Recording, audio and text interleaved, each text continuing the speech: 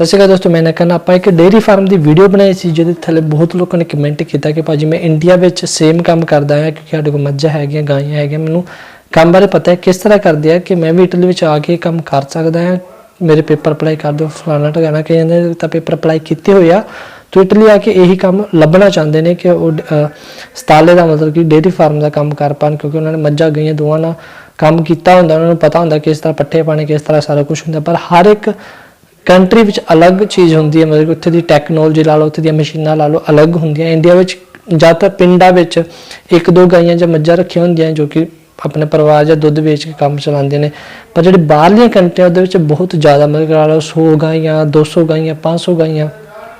इस टाइम तो चलो इंडिया में भी यही सिस्टम आ गया कि वड्डे वड्डे डेयरी फार्म इंडिया में भी खोल चुके हैं, बहुत टाइम तो खोल चुके हैं, पर इटली में अजे तक भी इंडिया तो कई जगह तो बहुत ज़्यादा अगे ने। सो इस ते आप गल करांगे जिथे 4 इंडियन की डैथ हुई सी, पाविया साइड से डैथ हुई है 2019 की ही खबर आ, जिथे कि 2 की उस फार्म के ओनर से 2 उन्होंने अपने हैल्पर रखे हुए थे तो उन्होंने मौत एक ला लो खूह दे विच होई सी। खूह का कहने भाव है एक दलदल बनया हुआ सीगा। सो तो इस साइड ते फोटो देख सकते हो, ये फोटो में एक ला लो उन्होंने जमीन दे विच इत्थे वास्का कहा जाता है, इनू वास्का मतलब कि उन्होंने एक जमीन दे विच खड्डा खोदिया सीगा, ला लो 15 फुट का सीगा ते गहरा भी लगभग 20 फुट होना है।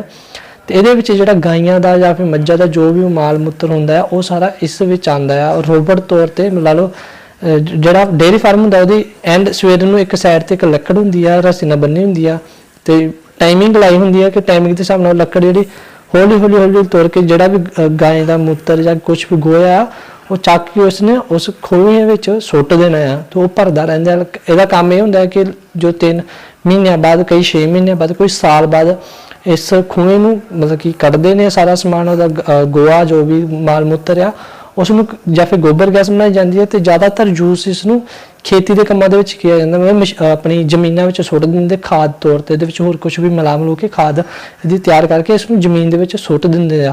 तो बहुत गहरा होंदा, मतलब कुछ नहीं होंदा, सिर्फ गोबर होंदा ते मूत्र होंदा, होर कुछ ये कुछ नहीं है ना। या फिर पानी आ जो बदल बुदल पै जाए मीह पै जाए वो सारा पानी ये इकट्ठा हो जाना है। ये केस है कि किसी ने नहीं पता की है, अंदाजा लगाया गया इसनूं साफ करते पे सी, जो कि इंटरव्यू दी थी इन्हां दी माता जी है जिहड़े ओनर दी माता जी उन्होंने दस्सिया कि साफ अज दिन साफ करन दा सी, वो साफ करते पे ही कोई 2 जने जिहड़े हैल्पर सीगे तो उन्हां विच एक दी जो कि स्लिप हो गया वो डिग गया सी, उसनूं बचाने लई दूजा डिग गया, फिर उस बाद तीसरा डिग गया, चौथा डिग गया, एक नूं बचाने लई बारी बारी डिगदे गए क्योंकि एक दलदल बन जाती है, सिर्फ एक गोआ आ पेशाब है और कुछ नहीं है। तो जो भी वो डिगेगा थले जमीन ग्रैविटी उन्होंने थले खिंचेगी तो उस हिसाब ਨਾਲ थले ਨੂੰ ਜਾਂਦੇ ਪਏ ਸੀਗੇ।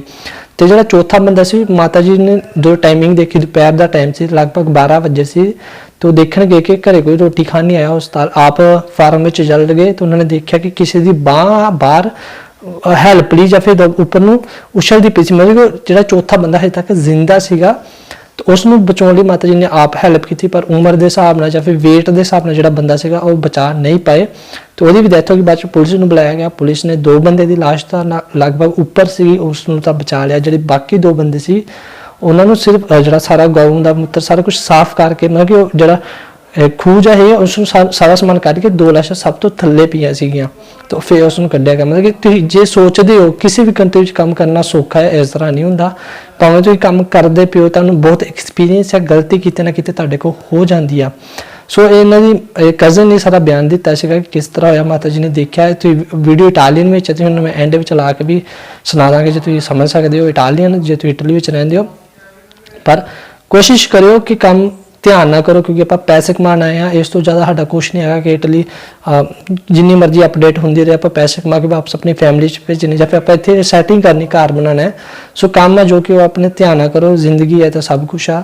सो जे तुहानूं सही लगी तो वीडियो चैनल सबसक्राइब करो। जे तुहाडे कोई केस है जो तुहानूं लगदा कि किसी नूं नहीं पता है इस तरह भी हुंदा इटली विच तो वो भी कमेंट में सानूं दस सकदे हो। तो तुसीं साडा दूजा चैनल है वो भी डिस्क्रिप्शन च उन्होंने सबसक्राइब कर सकते हो। तो जो तुसीं साडे नाल गलबात करना चाहते हो तो सानूं इंस्टाग्राम उपर तुसीं सानूं मैसेज कर सकते हो, आप इंस्टाग्राम उपर भी तुहाडे नाल गल करांगे। सो मिलते हैं नेक्स्ट वीडियो च, bye bye. Da poco che erano caduti. Cercava di uscire dalla vasca in Sì, cui era caduto. hanno visto e infatti guardi ha provato a tirare con la corda e quindi si è fatta male. Non è riuscita, quindi essendo due donne non sono riuscite a tirare e prendere il peso di un uomo. Ma cos'è successo? Sono caduti, sinceramente, quando sono venute loro erano caduti dentro, però le persone quando sono venute loro erano vive. Erano ancora vive? Sì, perché una persona era viva. A che ora è arrivata? 12:30, perché era ora di pranzo, è venuta a chiamarli, visto che non è arrivato nessuno a casa, sono andate a chiamarli e hanno visto che hanno girato intorno e l'hanno visto lì e hanno visto che c'era il suo figlio che cercava di uscire con la mano, cercava di afferrare, infatti lei e la sua nuora, adesso che sono riuscita a parlare, hanno cercato di tirarli fuori con qualche corda, intanto si è fatta male ma non ce l'hanno fatta, hanno chiamato i soccorsi. E gli altri uomini che stavano facendo nel frattempo? Non c'erano uomini, altri C'erano uomini. già tutti 4 caduti dentro la vasca? Tutti e 4 caduti dentro.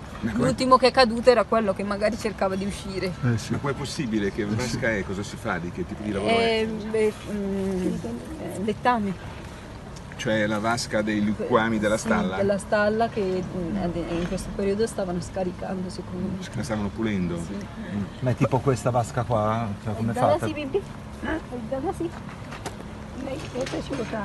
ecco. Sì, è più piccola di la signora. questa. È più piccola. Interrato praticamente. Capito.